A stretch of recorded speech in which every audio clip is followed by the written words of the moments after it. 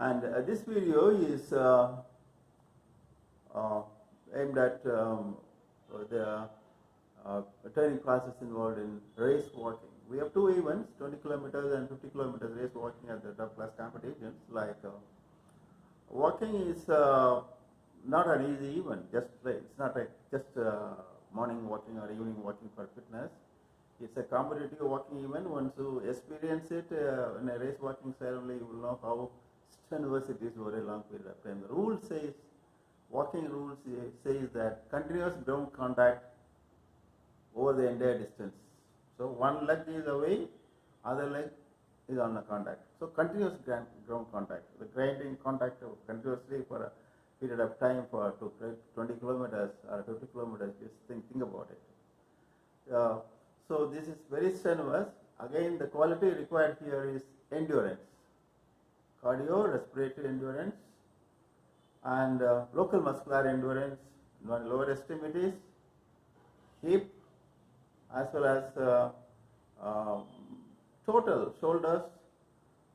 As far as my experience goes, and as far as my training process goes, the good race walkers will have good reaction capabilities to the ground. Reaction means not taking off from the ground. Walking style reaction from the ground without disturbing much of hip alignment. Too much of grinding movements of the hip sideward, or twisting movement forward, backward, or figure of 8 movements of the hip will strain you too much, will tire you earlier, and over a period of time it will keep you very difficult for you to recover over after a training process or a competition process. So race walkers should have a very good amount of suppleness in the foot, ankle, knees, as well as the hip joints, and very good suppleness in the lumbar region, and very good packed up muscles in the hip region, gluteal region, abdominal region, all hamstring groups and all, and should be fairly thin and tall so that you get stride length, good stride length, and well aligned with a graceful walk pattern should be developed so that the human machine can move with like a well-oiled machine, well-oiled vehicle, so that without much strain and without much effort, a walker can do the progression in walking, so that the energy wasted will be lesser, and the training should be directed in such a way that the basic qualities connected with the gracefulness of walking should be developed without swaying too much with the hips. Because artificially, I have seen a lot of walkers during my work in the university. While we train athletes, they artificially try to sway the hip to get the proper walking style. It's not the swaying which makes you a successful walker.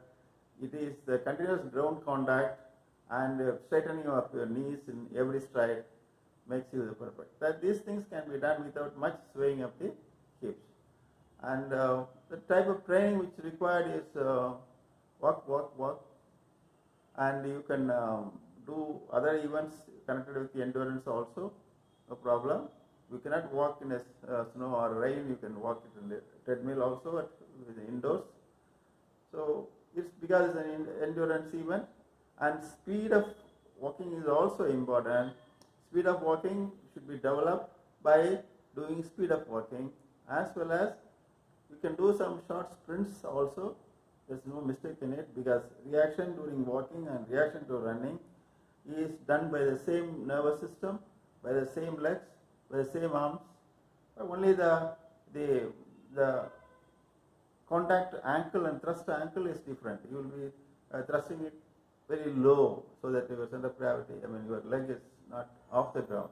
But walking involves, that the front supporting, rear supporting, rear swinging, and front swinging. Every stride involves these three components involved in it. So your leg touching down, your heel touching down in the front of you, and then you drive downward, and your leg crossing your vertical plane of center of gravity, and it goes back, and then takes off. So the supporting phase ends, and the swinging phase starts, and then the knee crosses the vertical plane, and again, so the front swinging phase comes, and then again the heel touches down. So this is a cycle, like, So it's a cyclic movement which involves front supporting, rear swinging, front swinging, which makes a stride possible. Right? Alternatively, like, if you visualize it from a distance, or you take a video of a walker, front supporting, rear swinging, and front swinging, involving each leg. This is how it goes. Specific walking involves specific development of leg strength, leg endurance,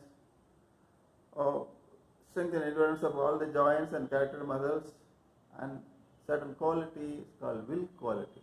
Yes, it's boring. It's a monotonous cyclic event over a period of long duration, and you have to see that listen music or recall your own pleasant events during your college days or during the time you spent with the friends, and you divert a little bit your mind and focus on the cadence, focus on the rhythm, and maintain.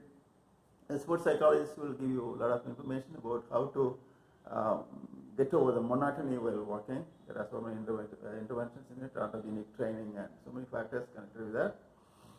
So it's in a way to say that not a very expensive event. Anybody can become a walker, and any athlete can train and become a walker of national level or international level, not without much of an fuss and fury. Or you need determination, hard work, and you need a good coach to train with. Thank you.